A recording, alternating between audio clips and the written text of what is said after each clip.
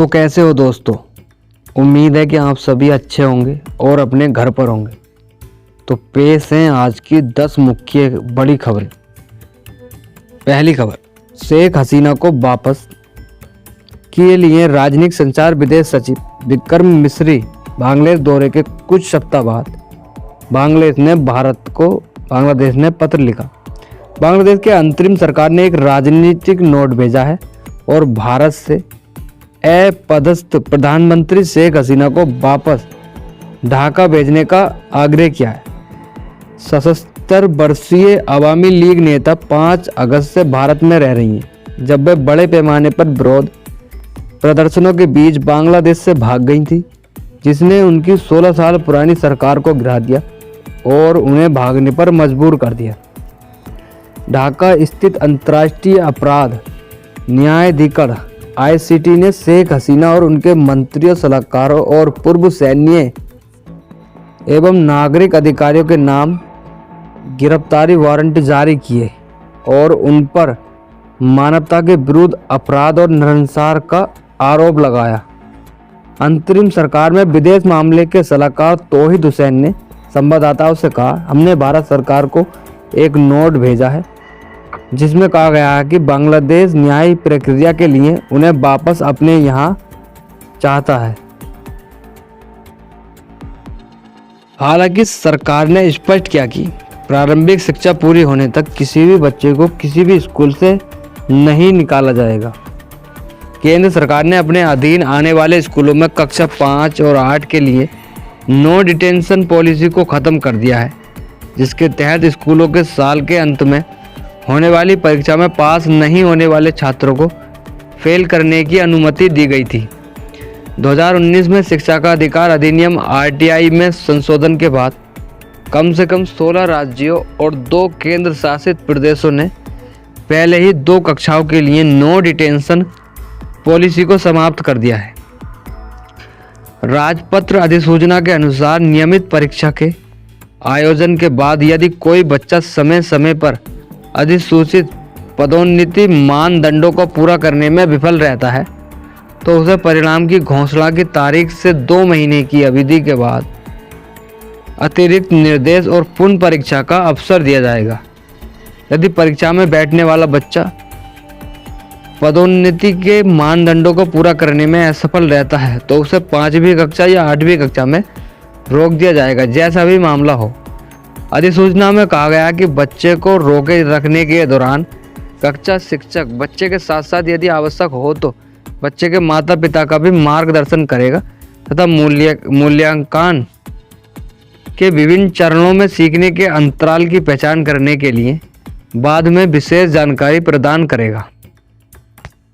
भारत में समांतर सिनेमा की शुरुआत करने वाले दिग्गज फिल्म निर्माता श्याम बेनेगल की 90 वर्ष की उम्र में मृत्यु हो गई।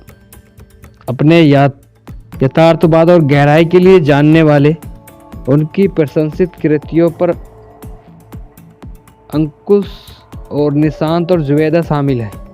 पद्मश्री और पद्म भूषण से सम्मानित बेनेगल का भारतीय सिनेमा में योगदान अद्वितीय है। उनकी मृत्यु फिल्म निर्माण में एक अग्रणी युग के अंत का प्रतीक है।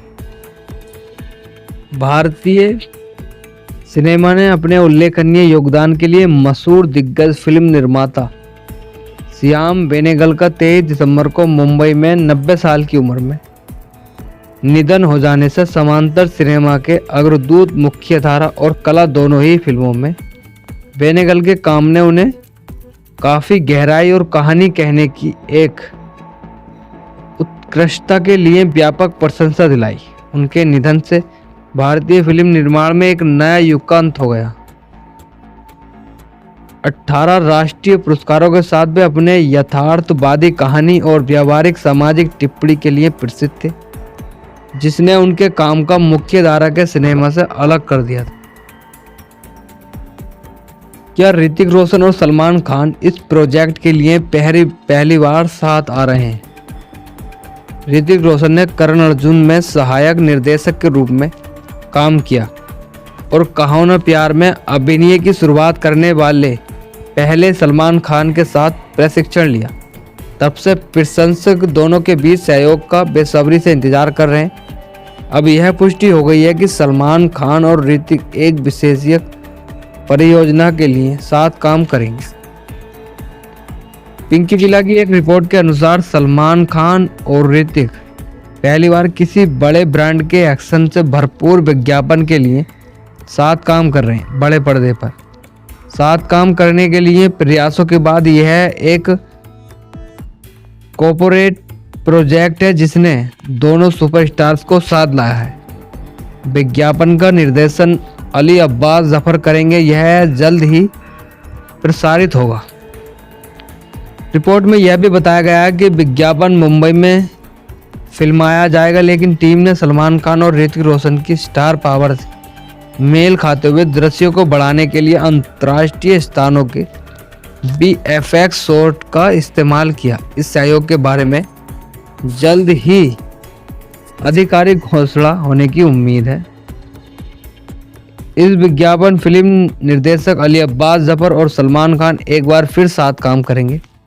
इससे पहले उन्हें सलमान खान को सुल्तान टाइगर जिंदा है और भारत में एक साथ काम किया था। अली पहली बार ऋतिक रोशन को निर्देशित कर रहे हैं और भविष्य में फीचर फिल्म में साथ काम करने की उम्मीद है। यह विज्ञापन शूट किसी बड़ी चीज की शुरुआत हो सकती है और प्रशंसक सलमान और ऋतिक को बड़े पर्दे पर एक साथ देखने के लिए पब्लिक उत्सुक है।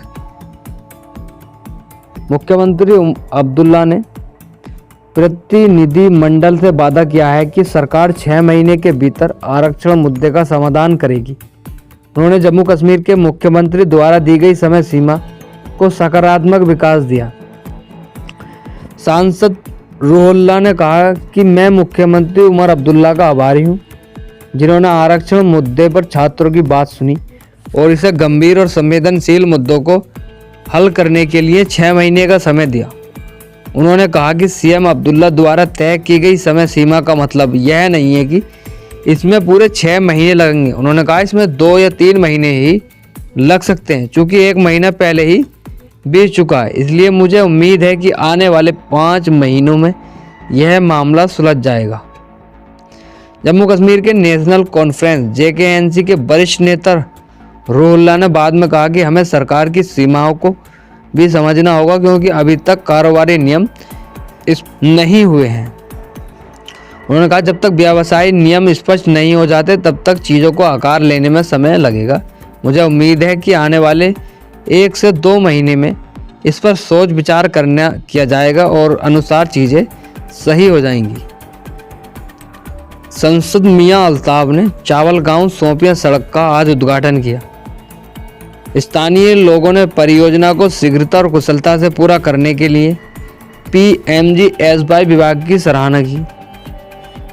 अनंतनाग राजौरी संसदीय क्षेत्र का प्रतिनिधित्व करने वाले सांसद MP मियां अल्ताफ लारवी ने सोमवार को नीलों के माध्यम से चावल गांव से DB सोपिया तक उन्नत सड़क का उद्घाटन किया। यह परियोजना प्रधानमंत्री ग्राम सड़क योजना के तहत पूरी की गई। समाचार एकत्र करने वाली एजेंसी ने बताया कि मियां अल्ताफ के साथ कुलगाम के उपायुक्त अतहर आमिर खान और PMGSY विभाग के वरिष्ठ अधिकारी शामिल हुए, जिसमें मुख्य अभियंता, कार्यकारी अभियंता और सहायक कार्यकारी अभियंता भी शामिल थे। कार्यक्रम में बोलते हुए सांसद लारवी ने 7.6 किलोमीटर सड़क परियोजना को समय पर पूरा करने के लिए PMGSY टीम की तारीफ की। उन्होंने क्षेत्र में कनेक्टिविटी को बेहतर बनाने और गतिशीलता बढ़ाने, अच्छी सड़क बुनियादी ढांचे के महत्व पर जोर दिया। पंजाब ग्रेनेड हमले में शामिल 3 लोग यूपी मुठभेड़ में मारे गए। पंजाब के पुलिस महानिदेशक गौरव यादव ने अपने एक्स पर एक पोस्ट में कहा कि इस मॉड्यूल को KJ प्रमुख रणजीत सिंह नीता और जगजीत सिंह नामक व्यक्ति द्वारा नियंत्रित किया जाता था, जिसके बारे में DGP ने कहा कि वह ब्रिटिश सेना में सेवारत थे। पंजाब के सीमावर्ती इलाके में पुलिस प्रतिष्ठानों ने ग्रेनेड हमलों में कथित रूप से शामिल खालिस्तान जिंदाबाद फोर्स के KZ के 3 सदस्य सोमवार सुबह उत्तर प्रदेश के पीलीभीत जिले में मुठभेड़ में मारे गए। मुठभेड़ पंजाब और यूपी की पुलिस टीमों द्वारा संयुक्त रूप से की गई। मरने की पहचान है गुरविंदर सिंह, बरिंदर सिंह उर्फ रवि और 23 साल के हैं जसनप्रीत सिंह उर्फ प्रताप सिंह और 18 साल के रूप में हुई, जो सभी गुरदासपुर निवासी हैं। पंजाब के पुलिस महानिदेशक गौरव यादव ने अपने एक्स पर एक पोस्ट में कहा कि इस मॉड्यूल को KZI प्रमुख रणजीत सिंह नीता और जगजीत सिंह नामक व्यक्ति द्वारा नियंत्रित किया जाता था, जिसके बारे में DGP ने कहा कि यह ब्रिटिश सेना से सेवारत थे। पंजाब में आम आदमी पार्टी के लिए खतरे की घंटी, निगम चुनावों में झटका, CM मान के क्षेत्र में हार। 5 निगमों में से आपने 1 पर जीत हासिल की, जबकि कांग्रेस ने 1 पर जीत हासिल की, बाकी में त्रिशंकु जनादेश आया। हालांकि आपने अधिकांश परिषदों और नगर पंचायतों पर जीत हासिल की। पंजाब नगर निगम चुनाव के नतीजों के मद्देनजर सत्तारूढ़ आम आदमी पार्टी बहादुरी से आगे बढ़ रही है, क्योंकि वह 5 नगर निगमों में से केवल 1 पटियाला में जीत दर्ज करने में सफल रही, जबकि जालंधर और लुधियाना में सबसे बड़ी पार्टी के रूप में उभरी है। संगरूर में नगर निगम परिषद में भी आपको बहुमत नहीं मिल पाया, जो मुख्यमंत्री भगवंत मान का घर का क्षेत्र है। यह उसके लिए चिंताजनक है। लुधियाना में आपके 2 मौजूद विधायकों की पत्नियां भी चुनाव हार गईं। पंजाब और आप प्रमुख अमन अरोड़ा ने कहा कि पटियाला में पार्टी की जीत एक बड़ी जीत थी और यह 2 अन्य निगमों में सबसे बड़ी पार्टी के रूप में उभरी। उन्होंने कहा कि पार्टी 5 निगमों और 41 परिषदों और नगर पंचायतों में 961 वार्डों में से 522 जीतने में सफल रही। उन्होंने कहा इसका मतलब है कि कुल वार्डों में से 55% वार्ड आपके नियंत्रण में है, जबकि कांग्रेस ने केवल 20% यानी 191 वार्ड जीते और भाजपा और सियद ने क्रम से केवल 7 69 वार्ड और 3 31 वार्ड जीते। संभल में 1857 के विद्रोह से जुड़ी 150 साल पुरानी बावड़ी और सुरंग मिली देखकर लोग हैरान रह गए। संभल में अतिक्रमण विरोधी अभियान के दौरान एक सुरंग के साथ एक बावड़ी की खोज की गई, जो 150 साल पुरानी मानी जाती है। एक स्थानीय इतिहासकार ने कहा कि विद्रोह के दौरान क्रांतिकारियों की सुरक्षा के लिए भूमिगत कक्ष और सुरंग महत्वपूर्ण रहे होंगे। निवासियों का मानना है कि यह सुरंग 1857 के विद्रोह के समय की है और यह ब्रिटिश सेना से बचने वाले स्वतंत्र सेनानियों के लिए भागने का एक रास्ता था। स्थानीय लोग इसी बावड़ी के निर्माण का श्रेय बिलारी के राजा के नाना के शासनकाल को देते हैं। यह बावड़ी 400 वर्ग मीटर में फैली है और राजसभा अभिलेखों में इसे तालाब के रूप में दर्ज किया गया है। संभल में अतिक्रमण विरोधी अभियान 24 नवंबर को मुगल कालीन शाही जामा मस्जिद के न्यायालय द्वारा आदेशित ASI सर्वेक्षण के दौरान भड़की हिंसा के बाद शुरू हुआ है। ईसा अंबानी से लेकर श्लोका अंबानी तक NMCC आर्ट्स कैफे के उद्घाटन के लिए अंबानी महिलाओं ने कैसे तैयार होकर कार्यक्रम आयोजित किए।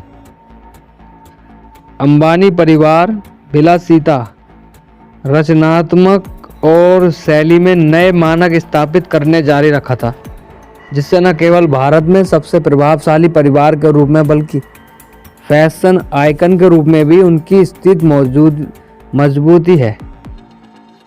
NAMC आर्ट्स कैफे के विशेष पूर्वावलोकन में उनकी उपस्थिति ने एक बार फिर उनकी अद्वितीय शान को आकर्षण किया है।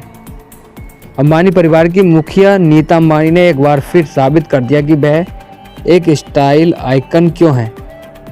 NMACC आर्ट्स कैफे के एक्सक्लूसिव रिव्यू ने नीता ने एक परिष्कृत आइवरी परिधान में रेड कारपेट पर अपनी खूबसूरती और क्लास का जलवा बिखेरा। 61 साल की होने के बावजूद भी नीता अंबानी की बेटी ईसा अंबानी गुलाबी रंग की स्यूकिनी ड्रेस पहनकर बेहद खूबसूरत लग रही थी, जो इवेंट की लाइट्स में चमक रही थी। शॉर्ट स्लीव्स वाली इस ड्रेस को matching pink high heel sandal के साथ पेयर किया गया था, जो उनके आउटफिट में रंग और चमक का एक बेहतरीन तरीका था। आकाश अंबानी की पत्नी शिलेखा अंबानी ने रफल डिजाइन वाली चमकीले नारंगी रंग की ऑफ शोल्डर ड्रेस में सबका ध्यान अपनी ओर खींचा।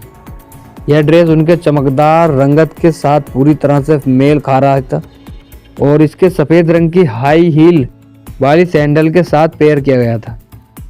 वहीं अनंत अंबानी की पत्नी राधिका मर्चेंट ने इस कार्यक्रम में एक खूबसूरत फ्लोरल पैटर्न वाली ब्लैक ड्रेस पहनकर अपना आकर्षण बिखेरा। ड्रेस की सादगी और सदाबहार स्टाइल को काले रंग के हाई हील वाली जूतों ने और फिर निखार दिया, जिससे एक परिष्कृत फिर भी फैशनल लुक तोड़ रहा।